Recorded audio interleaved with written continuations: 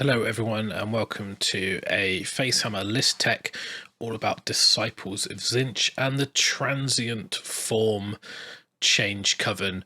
I'm Russ and I'll talk through my match play army design for Disciples of Tzeentch that I've come up with, and I've actually been started to work on the army and hope to take it to an event. I got a practice game booked in next week, so I get to put my theory into practice and then report back. But I thought it'd be fun to record this before that happens and talk through the list that I've come up with, why I've chosen certain things, and some of the options and things you might do differently. Talk about the premise of the list, what it's designed to do. Share it with you. You guys can let me know your thoughts below, and if you want to try it out and let me know how you get on, that'd be awesome. So without further ado, let's get into the list. So the army list is as follows. So I'm going to read it out and then talk a little bit more about those choices as I talk about it in like assuming you know. Then I'm going to go to the battle tome and show you those rules and talk about some stuff in a little bit more detail. So it's Disciples of Tzeentch, Change Covenant, Cult of the Transient form with Master of Destiny command ground strategy, which is the ground strategy to have 9 or more on your available fate dice at the end of the game, and it's sort of a guaranteed one. So if you took this to a team event, you can guarantee that ground strategy, and that's going to die your opponent at some points, even if you get tabled. I've got Indomitable as a triumph, which is the battle shock immunity. You could take the wound, but again, if you're a team event, that's probably on someone else's list. Kairos Fate Weaver, he's amazing. He's a boss. Destiny dice generation, free cast wizard, ability to control endless spells, knows the whole lore, +1 to cast for your army, just does so much heavy lifting.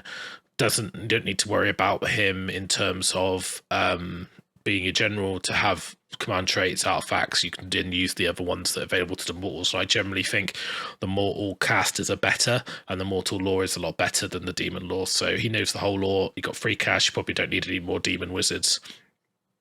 No, the blue scribes is very good. Then I've got the Magister on disc as my general.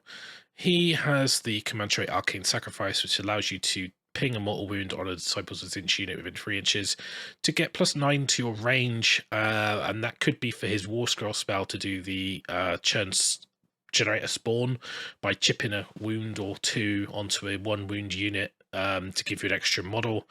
But generally it's going to be used to cast Arcane Suggestion, which is quite tough to cast. It is on an 8, but if you cast it, then it's great because you can get them to kneel and get an extra -1 armor save, or -1 to hit, -1 to wound, or can't use command abilities. So very, very strong spell. That's one of my favorite spells of the lore, from both of a theme and also from an effect point of view.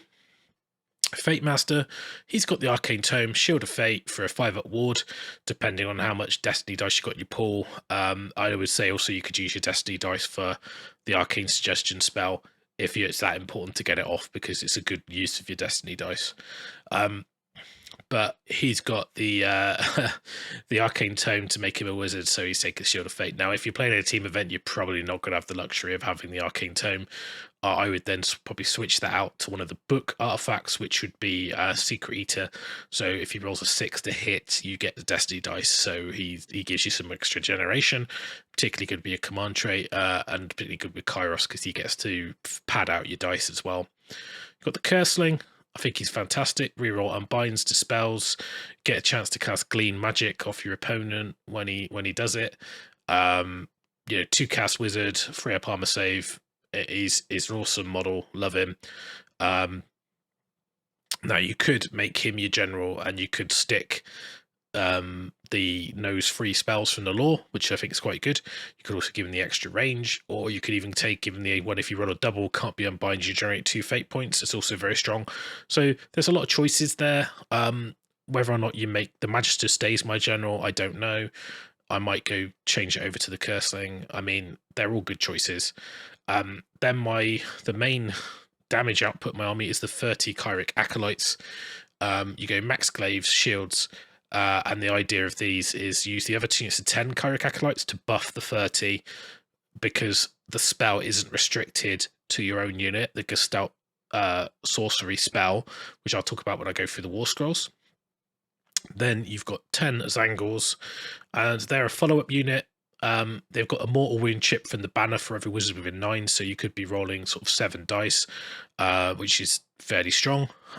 They also, as the Kairic Acolytes die on a 6, you can add into the Zangor, which gives you a kind of like a little bit of sustain that they die, then they generate into the next unit, but they also get to fight on death, so you get to do some damage before they go. So even if they charge you, you stand and shoot, they attack you first, you still get to fight, so you can actually do quite a bit of damage because they're not terrible in combat, particularly with the glaives. And the Zangors kind of then get a little bit bigger, and they're your second wave. And then you should have enough summoning then to start dropping demon units to score objectives and things like that, or flamers to shoot things off. You've got 3 Zangor enlightened on disc. Now these guys are fast, they cook in combat. They could be Skyfires, they could be another 10 Zangors, they could be they're a bit of flavour really. The reason I've got these is they've got the ability which means that when they're within 3 inches of you, you cannot use command abilities, so you can't use all out defense and things like that. So if you're going for a follow-up charge, they're just really solid, because you know that's like a double dip. You know, if you can get the extra, that you can get the -1 to hit off of Arcane Suggestion, and they can't use all out attack, it just makes a really big difference. You could also tag in Kairos for a Roar on a combat if you don't want him to use command abilities as well, and you can also use the spell Arcane Suggestion to stop people using command abilities as well. So there's multiple ways to do it. So maybe I find after a couple of games they just don't make the cut, and they should just be for 10 more Zangords, or they should just be a unit of Skyfires, or maybe one of the units from the Slaves to Darkness book, which I haven't really delved into yet to look at those. But, you know, we'll see. Time will tell. I just wanted to use them. I quite like Zangor. Then I've got Endless Spells, Burning Sigil. So with the Arcane Armies trait, I get to set that up at the beginning of the game. That then does spawn generation. It might be something I change, honestly, to the Simulacrum, which is the big double-headed thing that does damage, or maybe the Tomb of Eyes. I do want to take a Battle Tome Endless Spell to use the Arcane Armies trait. Whether or not it stays in the list, I don't know. It seems very strong. In practice, is it that strong? I don't know. I'll play a game and see how it turns out, but I like the look of it. I like the idea of it. So at the moment it's in there. I like the idea, the change theme of the army, of turning people into spawn, of generating my own Zangor, you know, that kind of stuff. Then I've got the Soul Screen Bridge. Now the Soul Screen Bridge is there to deliver the 30 Acolytes. So the idea is this army is an Alpha Strike army. It's a battle regiment. It's 2-drop because of my number of heroes. Now there is an argument for making it a 1-drop by dropping the one of the heroes and then boosting the Enlightened up to 6, or the Zangors up to 20, and then you're into a 1-drop territory. It depends on the meta, it depends what other people are doing. But I think going first is important. The other thing you could do is take Untamed Beasts as a screen and then not care so much about the turn. That's entirely up to you if you think that's a better way of doing it. And you could give you some cheap spawn generation for your Burning Sigil early game, because you could kill your own models and get spawn rather than your opponent. So that's another cheeky thing you can do. But yeah, the bridge. So basically the idea is you cast the bridge after you've buffed the Acolytes, push them up the table, they shoot, get board position. The Zangor and the Enlightened go up behind, and when they get charged or they get killed, they generate Zangor back into the unit behind them, and they fight on death, and then they stand and shoot. And then in your follow-up turns, you've got things like your short-range, mid-range spells to do damage. You've got your summoning. You've got these follow-up units. You've got your heroes. And the idea then is you start scrambling and trying to win the game with what you've got left, hoping that your first turn was that impactful that you've killed a lot. It might not pan out that way. It may not be that good. I don't know. It's going to be interesting to find out. But that's the premise of the list. So I'll then go through a little bit of the War Scrolls and talk about how they work. And I think probably the main thing would be to talk about the Kairic Acolytes. So I've got the battle tome here from our review show we did, where we talk about through all of these. But for those of you who don't remember or just want me to go through a little bit more detail, so Kairic Acolytes, you know, they're okay. They're not amazing. The Cursed Glaives, you know, they've got like 1 attack, rend 1, damage 2, and you can have multiple, you know, they're 1 inch reach, but because they're veterans, you get to fight in multiple ranks. But really, it's a Sorcerer's Bolt, 18 inches, 4's freeze, no rend, 1 damage, which doesn't sound that sexy. But when you've got the Magister, the Fate dude, Fate Master, they get +1 to wounds, that's 2s. You can all out attack to hit them on freeze. Obviously, if you play the other Coven, then you could get them to hit on freeze naturally with the +1 without spending a CP. But honestly, I just don't think. I think it's better to fight on death because that really affects combat armies. But you've got Gestalt Sorcery, so it's a spell on a 6, and you pick an Acolyte unit wholly within range. Now, it doesn't say it has to be yourself. So if you've got the other 2 10s and you've got your 30, you can cast and then basically make sure you bubble the unit and say, well, actually now, where I've set up with the 30 and the 2 10s either side, they're going to bubble the unit and give them rend free. So you're going to go, like, if you cast a spell 3 times, that's also going to give you fate points. And what that means you do as well, because you're getting +1 to cast from them, because they've got the scroll, and you're getting +1 to cast from the Lord of Change, or Kairos. So it's +2, and it's on a 6. And is your opponent really going to want to unbind that, knowing you've got Bridge come in, knowing you've got maybe a 27-inch range Arcane Suggestion come in, you know, things like that. So, like, I don't know. Like, obviously, it's quite an important spell to stop, but even if you get 2 off, there's still rend 2, which is pretty effective.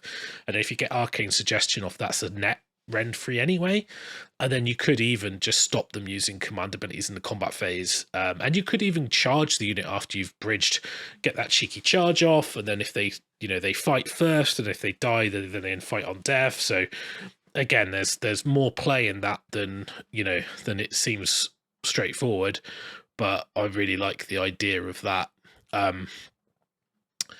The Zangors, again, you've got the totems, so that's the 4-up ward for every 4-up mortal wound, sorry, from the banner for every wizard within 9. It's not wholly within, it's within 9. So I've got 7 wizards in the list. So, you know, if you went for 2 units of these, then you could comfortably do 7 mortal wounds between the 2 units. So that could kill a mini hero. Obviously, if you take 120, you still only get to roll 1 set of dice, because it's, if you've got any banners in the units, you need to take multiple small units to really get the benefit of that. But whether or not that's probably better than a Skyfire shot. So for me, it's like, do you spend 190 point on the Skyfires, or do you spend 175 on the Zangors and get the benefit of the banner anyway? So it's at the start of the hero phase, not a short, longer range, but I find the army's a mid-range army anyway. You've got the Zangor Enlightened, so it's the babbling stream of secrets in the combat phase. Enemies within 3 cannot receive commands. So again, that's a solid ability, and if they're sat in amongst the Zangor, like, then they charge you, they get buffed by that. They've got 2-inch reach. So I quite like the idea of that. Again, I like the models. I think they're cool. So the Fate Master is the Lord of Fate ability. Add 1 to wound rolls. That's shooting and combat. Just solid. His movement 16. Really easily get into range to give you that buff. That's why he's in the list. The Curseling, again, Disruptor, reroll, unbinds, dispels. And if he unbinds a spell, he can immediately attempt to cast Glean Magic. Now, what's nice about this is that you kind of want spells to go off to get Fate, but what this allows you to do is you can unbind their spell and then cast a spell, so they don't get theirs, but you still get the Fate point. You know, and then you can nick spells. Whether or not that's useful or not, I don't know. It really depends what spells they know, if you're allowed to cast it, if they're keyworded. But I just like the rerolls. I think it's very strong. You've got the Magister, so he's got the Bolt of Change spell on a 7. So range of 18, but you could make that 27 with your command trait.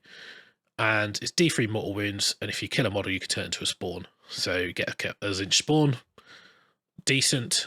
You can also do this thing where you could cast an extra spell But if you roll a double, you're dead, and you turn to a spawn. I don't see the point of doing that unless you're really desperate. But yeah, it's good if you give him the rerolls. It might be useful. I don't know if this guy stays in my list, but he's kind of my like, not sure. We'll see. Gaunt Summoners would be cool, but they're very expensive. I think they're well overcosted. I did look at them, but I just could never fit them in. And then your Kairos, again, the main thing. Start your hero phase, add your destiny dice. You get +1 to cast and binds. You can nick endless spells. He's a free cast wizard. He's just fantastic. I wish he was a Warmaster, but he doesn't have the Warmaster rule, so a bit of a shame. But other than that, he's great. And the Cult of the Transient form. So important thing to note is that you only get to fight or turn into a Zangor host if you get killed in the combat phase. So not in the shooting phase, not in the charge phase. There's a bit of a limitation. Whether or not the Cult of the Transient form remains my coven, I don't know. Pyrophane Cult might be nice if you split across multiple units to do wounds and then do mortals, because it's the interesting thing about that is that it's suffered wounds, not suffered casualties. Guild of Summoners could be good if you want to get lots of Lord of Change. Host Arcanum, I don't really see. The other two you won't see play.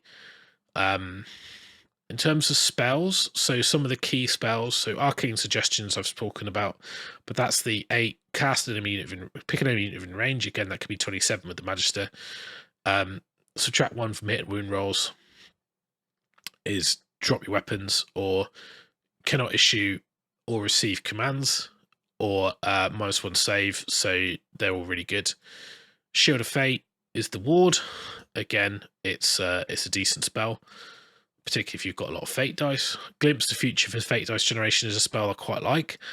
You know, Bond and Infused Arcanum are nice, but they're good if buffing your wizard.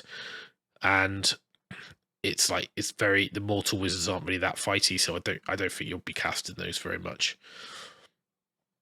So that's it, really. I would say that in terms of command traits, like Cult Demagogue might be a good pick.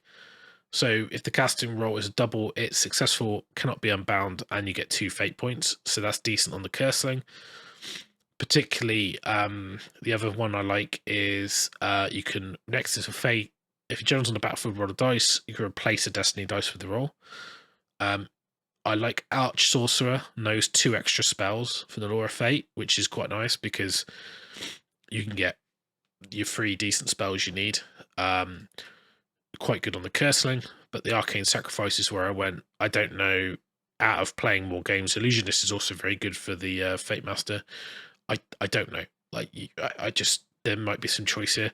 You could drop Kairos for a normal Lord of Change.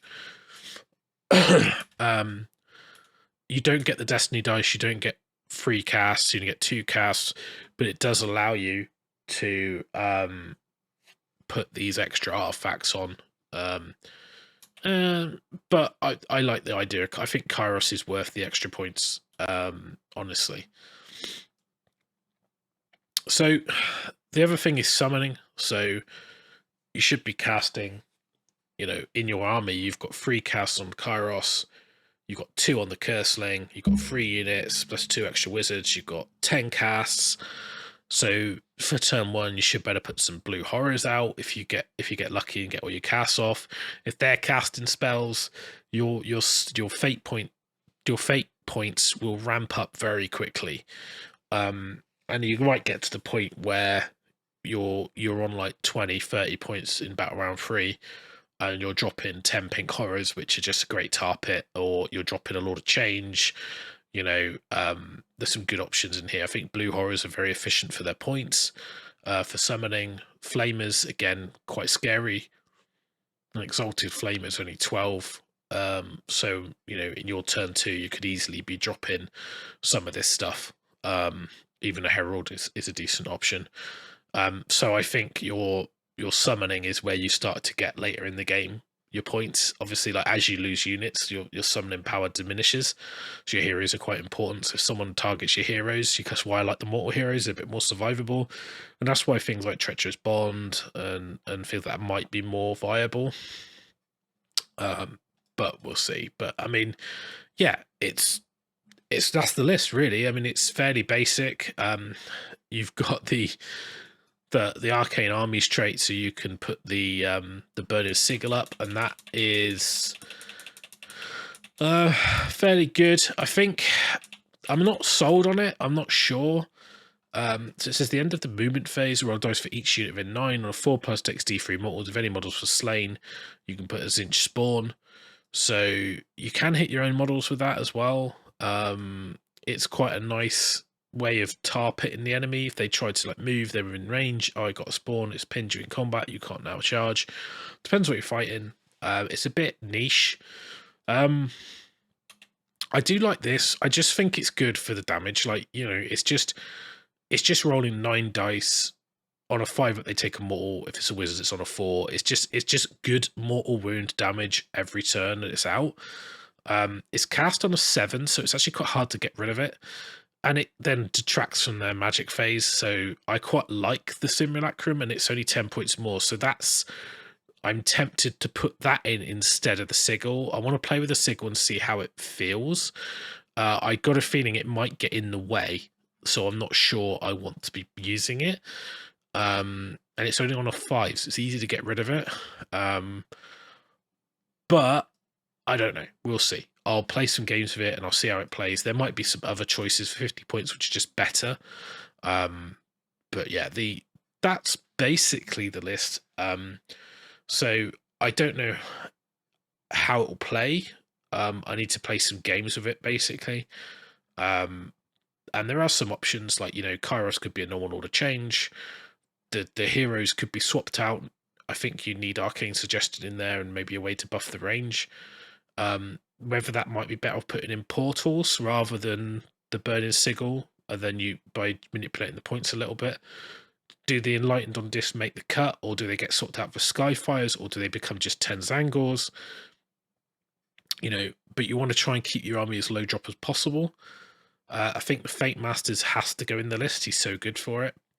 But yeah, the idea, 30 Acolytes, you buff their rend, maybe put the ward on them, you try and bridge them up the table, they shoot with the extra +1 to wound, with all out attack, with up to rend 3, with the enemy unit potentially debuffed with an extra -1, and you just try and do as much damage with them as possible, and then they have their go, they come in, you stand and shoot, they charge you, you know, they kill you, you fight on death, they grow the Zangor. Follow up is then you're in gateway range, you're in bolt range, you're in, you know, all the magics in range. You start summoning flamers or horrors and you start shooting people off. And you've still got the Zangors, you've still got the other Acolyte units, so they're still there to cast spells to do damage. You've got the banner on the Zangor as well to try and chip some wounds off. Even the Fate Master can go in and do some damage, and Kersting's actually quite fighty and he's quite resilient. So yeah, we'll see. I don't know how it'll pan out, but that's the plan anyway. So I'm looking forward to playing some games with the army, and then we'll see how it pans out. And I'll feed back and let you know if you get the chance to play games with it, or you've got any thoughts. Pop them in the comments below. I'll have a read and I'll respond to you. But I thought people would appreciate seeing where my thought process is with Disciples of Tzeentch, and I thought it'd be interesting to cover a list that hasn't got any horrors in it, because I know that a lot of people who play Tzeentch or want to play Tzeentch don't really like the horrors or the horror mechanics and would rather not use them. So I thought I'd write a list without any, and see how that plays. But yeah, thanks for watching. I'll catch you all in the next one. Cheers.